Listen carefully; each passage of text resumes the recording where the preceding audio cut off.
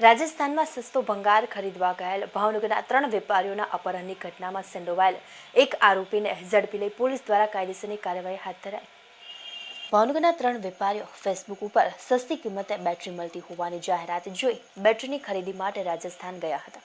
જેમાં ફિરોઝભાઈ ઉસ્માનભાઈ કુરેશી, જબ્બરભાઈ કુરેશભાઈ કલીવાલા અને સલીમભાઈ અબ્દુલભાઈ કુરેશી આ ત્રણેય વેપારીઓ રાજસ્થાનના અલવર ખાતે પહોંચ્યા હતા,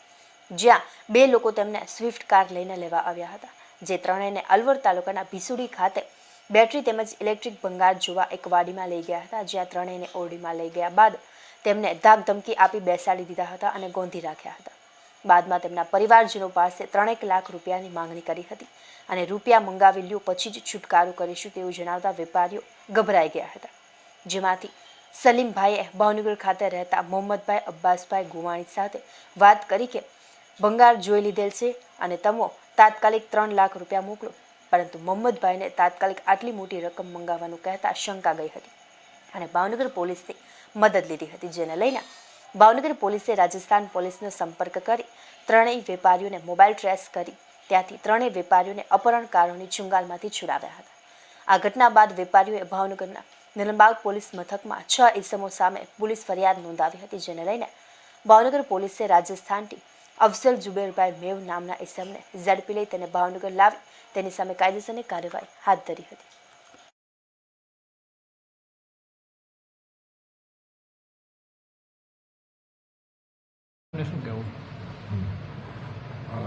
અત્રે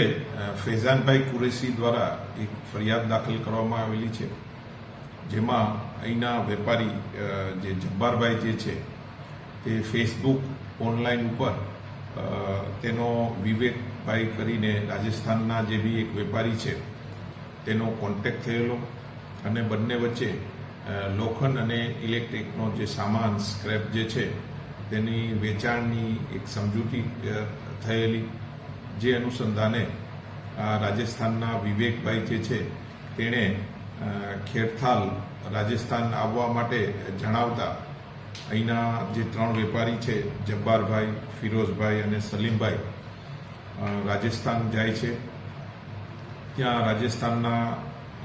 ખેરથાલમાં આ ત્રણેય વેપારીને આ વિવેકભાઈ દ્વારા અપહરણ કરવામાં આવેલા છે અને ત્યારબાદ 3 લાખની માતબાર રકમની ખંડણી માંગવામાં આવેલ છે। આ અનુસંધાને અત્રેના નીલમબાગ પોલીસ સ્ટેશનમાં ફરિયાદ દાખલ કરેલ છે અને રાજસ્થાનથી અફઝલ કરીને જે આરોપી જે છે તેને અહીંયા લાવી તેની અટક કરવામાં આવેલ છે અને નામદાર કોર્ટ દ્વારા 3 દિવસના રિમાન્ડ આપેલ છે, તેમજ અત્રેથી એક પીએસઆઈ શ્રી અને સાથેના 3 માણસોની એક ટીમ રાજસ્થાન મોકલવામાં આવેલી છે અને વહેલી તકે બીજા આરોપીને અટક કરવામાં આવશે।